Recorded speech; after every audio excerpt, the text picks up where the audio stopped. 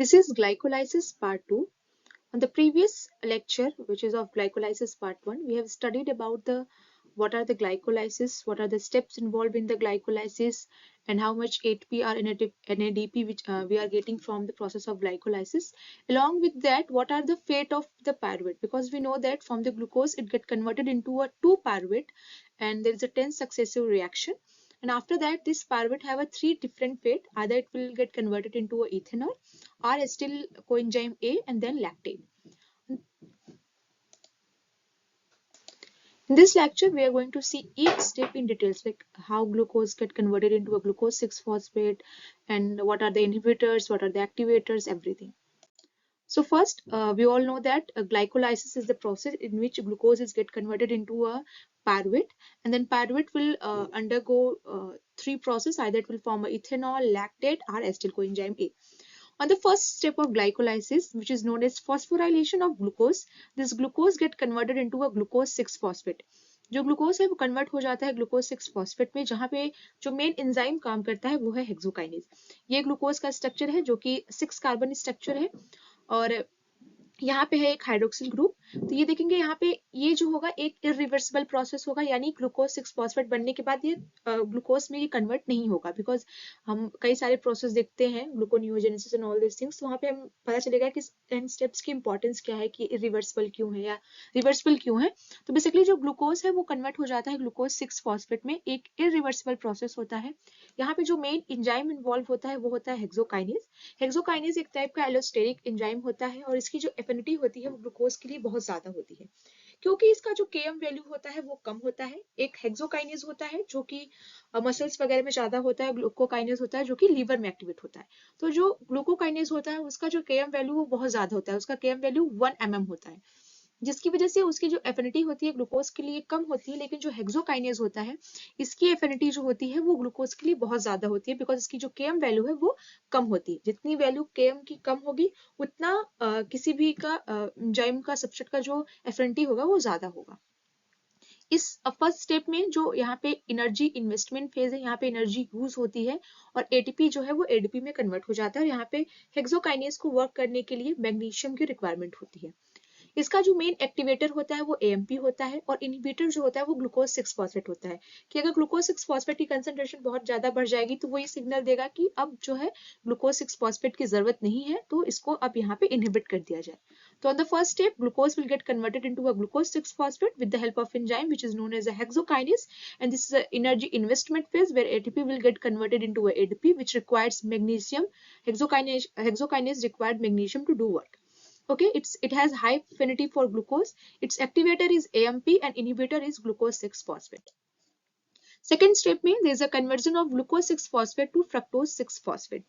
यहाँ पे एंजाइम जो है वो फॉस्फोहेक्सोआइसोमेरेज, जिसको मैग्नीशियम की फिर रिक्वायरमेंट होगी, और ये कन्वर्ट करेगा ग्लूकोज 6-फॉस्फेट को फ्रक्टोज 6-फॉस्फेट में. यहाँ पे आइसोमराइजेशन हो रहा है, ये एल्डोज फॉर्म में और ये कीटोज फॉर्म में 6 कार्बन शुगर का. तो ये ग्लूकोज 6-फॉस्फेट से कन्वर्ट हो जा रहा है फ्रक्टोज 6-फॉस्फेट में, कीटोज शुगर में. On third step, there is a phosphorylation of fructose 6-phosphate to fructose 1,6-bisphosphate. यानी जो fructose 6-phosphate है वो कन्वर्ट हो जाएगा fructose 1,6-bisphosphate. यहाँ पे phosphorylation हो रहा है, यहाँ पे एक एडिशन फॉस्फेट ग्रुप का क्या हो रहा है, जो फॉस्फेट ग्रुप है उसका एडिशन हो रहा है. In the second step, the two priming reaction of glycolysis, phosphofructose kinase 1 catalyze the transfer of a phosphoryl group from ATP to fructose 6-phosphate to yield fructose 1,6-bisphosphate. This is a fructose 6-phosphate जहाँ पे 6 page पे क्या है, ये कोई fructose का structure जहाँ पे 6 पोजीशन पे क्या हुआ है, फॉस्फेट लगा हुआ है. अब ये भी एक इरिवर्सिबल स्टेप है जहाँ पे with the help of enzyme phosphofructokinase 1 इसे कन्वर्ट कर देगा फ्रक्टोज 1,6-bisphosphate में. 1,6-bisphosphate, बिस यानी 2 लग गया.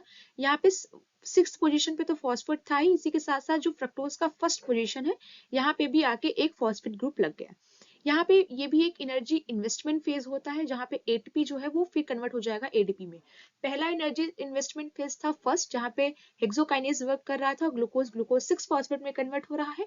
और दूसरा एनर्जी इन्वेस्टमेंट फेज है ये थर्ड स्टेप, जहाँ पे फ्रक्टोज 6 जो है वो कन्वर्ट हो रहा है फ्रक्टोज 1,6-bisphosphate में. इसको कैटलाइज करता है, इसको रिएक्शन को परफॉर्म करता है फॉस्फोफ्रक्टोज काइनेज 1 PFK1.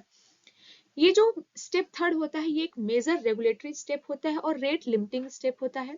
फॉस्फोफ्रक्टोज काइनेस 1 जो होता है वो एक एलोस्टेरिक एंजाइम होता है।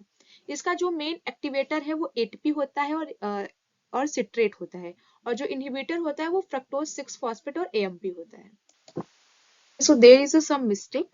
ATP and citrate is not an activator; it's an inhibitor actually. So we should do something for that. Actually, this is not a activator; it's a inhibitor. तो ATP और जो citrate है ये क्या कर देता है, ये inhibit कर देता है. I should just cover up this and yeah. So ये जो ATP और citrate है ये क्या है, ये inhibitor है, ठीक है। अगर ATP और citrate का कंसंट्रेशन बहुत ज्यादा बढ़ जाएगा तो ये क्या करेगा, फॉस्फोफ्रक्टोज काइनेज 1 को इनहिबिट कर देगा। वहीं जो फ्रक्टोज 6 फॉस्फेट और एएमपी होता है ये क्या होता है, ये एक्टिवेटर की तरह काम करता है, ठीक है।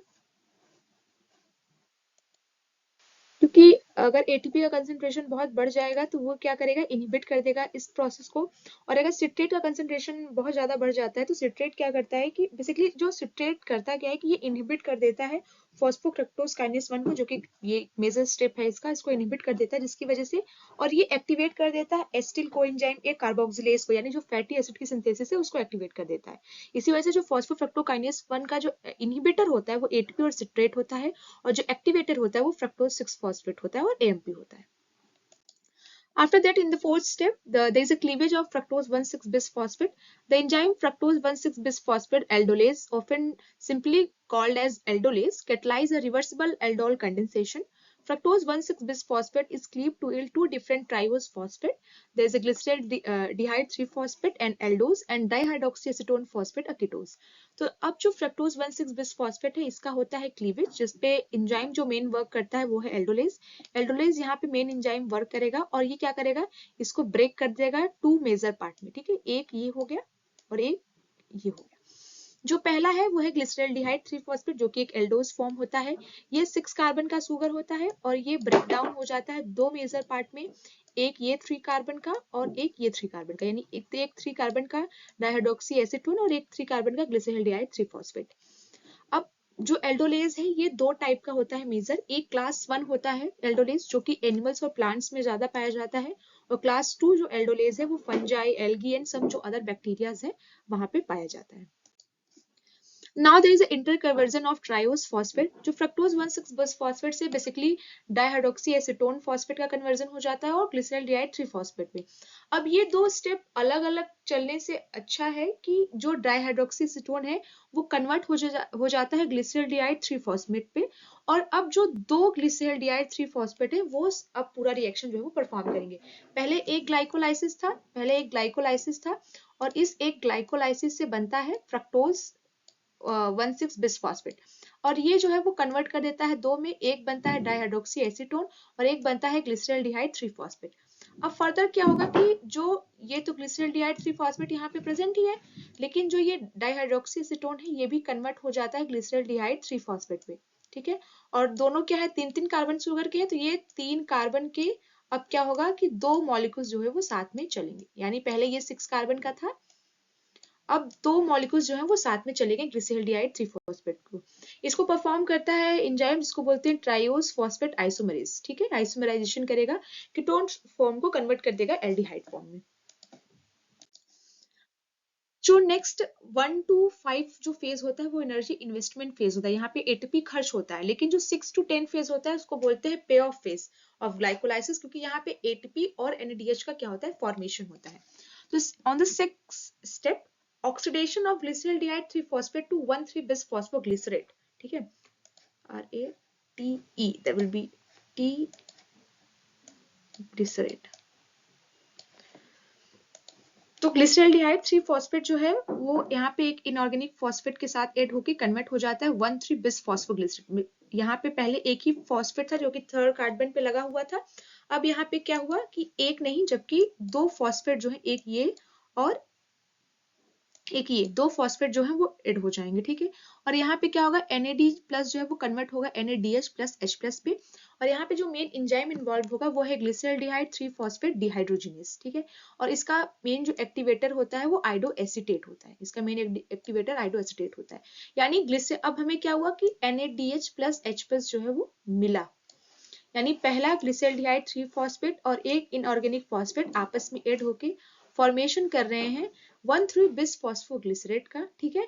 और यहाँ पे दो फॉस्फेट ग्रुप ऐड हुए, जहाँ पे मेन एंजाइम जो वर्क कर रहा है वो है glyceraldehyde 3 phosphate dehydrogenase. Next step, phosphoryl transfer from 1,3 बिस फॉस्फोग्लिसरेट टू ADP। अब जो 1,3 बिस फॉस्फोग्लिसरेट है, यहाँ पे क्या होगा, ये कन्वर्ट हो जाएगा 3 फॉस्फोग्लिसरेट में, जहाँ पे बेसिकली जो स्टेप इन्वॉल्व हो रहा है वो ये हो रहा है कि जो ADP है, ADP प्लस इनऑर्गेनिक फॉस्फेट जो है वो आपस में मिलके फॉर्मेशन कर रहे हैं एक ATP का।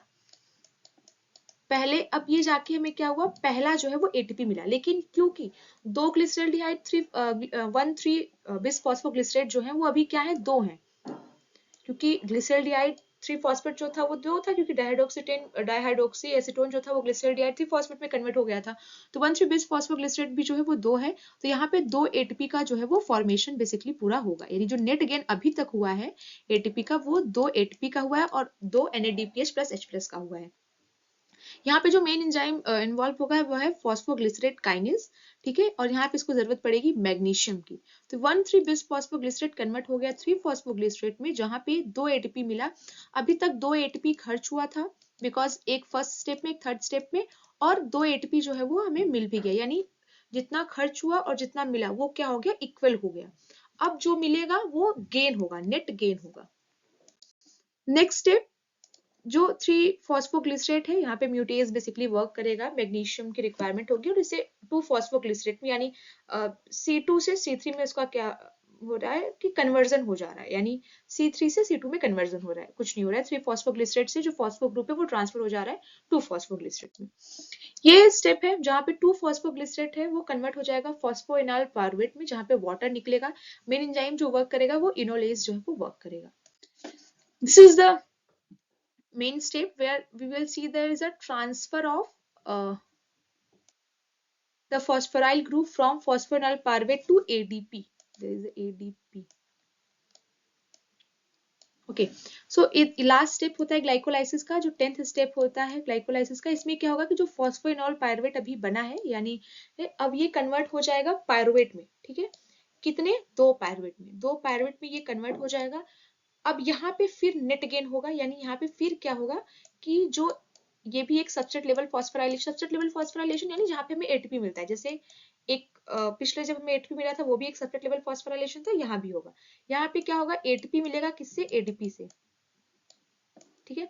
तो ये फॉस्फोइनॉल पायरुवेट हो गया। फॉस्फोइनॉल पायरुवेट से बेसिकली ADP जो है वो आपस में मिलके बनाएगा पायरुवेट और ATP का क्या करेगा, फॉर्मेशन करेगा। तो यहाँ पे फिर पायरुवेट काइनेज वर्क करेगा, जिसको वर्क करने के लिए चाहिए होता है मैग्नीशियम प्लस पोटेशियम। तो फॉस्फोइनॉल पायरुवेट जो है वो कन्वर्ट होगा पायरुवेट में, जहाँ पे ADP जो है वो कन्वर्ट कर देगा ATP में, यानी दो फॉस्फोइनॉल पायरुवेट थे, दो पायरुवेट का फॉर्मेशन हुआ, यानी दो ATP का भी फॉर्मेशन हुआ। तो अभी तक जो नेट गेन हुआ है वो क्या हुआ है, दो ATP का। ATP में दो ATP का जो है वो नेट गेन हुआ है। इसका जो मेन एक्टिवेटर होता है वो होता है AMP और फ्रक्टोज 1,6 बिसफॉस्फेट, और इनहिबिटर होता है ATP और एलिनिन।